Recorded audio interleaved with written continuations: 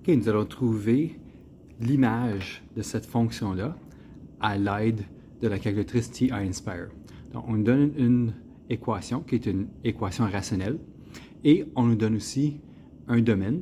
Donc, on va afficher ça juste directement sur notre calculatrice. Alors, on va aller au mode affichage et ensuite, puisqu'on a quelque chose de rationnel, on va ouvrir la division. Là, en haut, c'est 7x moins 24. Et en bas, nous avons x moins 2. Ensuite, on va aussi définir notre domaine. Alors, les fonctions du domaine sont à côté du égal. Alors ici, il faut peser CTRL égal. La première chose, on va ouvrir l'option tel que. Puis ici, on commence à négatif 3. Puis on doit utiliser ici les inégalités. Alors, plus petit ou égal à x. Et ensuite, plus petit ou égal à 12.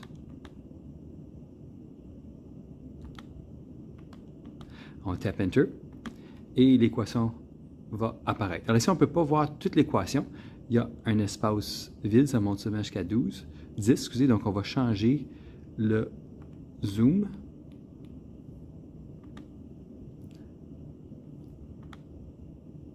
Alors, on va laisser ça de moins 10, c'est correct, si on veut seulement à partir de moins 3. Ensuite, ici, on veut voir 12, on va monter ça à 15. Puis ensuite, on veut voir plus haut aussi, moins 6, ça va. Mais ici, on va mettre 20. Puis maintenant, on peut voir notre équation. Alors ici, on peut voir l'équation, elle monte. Ensuite, elle arrête de monter ici à x égale 12. Ensuite, elle saute un espace vide. Et ensuite, elle recommence ici et elle monte pour toujours. Donc, on veut trouver comment gros est cet espace-là. Simplement, on va trouver où sont les points aux deux extrémités ici. Alors pour ça, on va utiliser la fonction trace.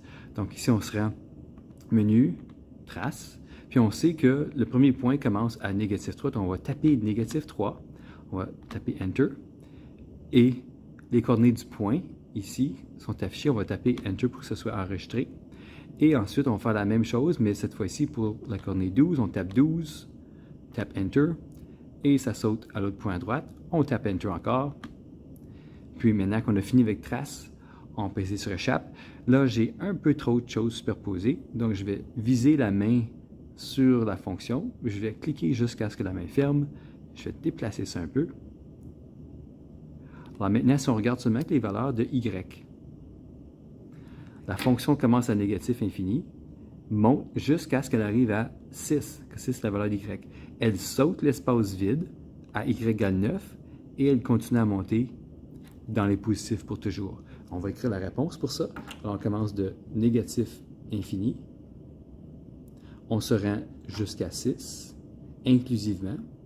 Et ensuite, on recommence à 9, inclusivement. Et on se rend jusqu'à positif infini.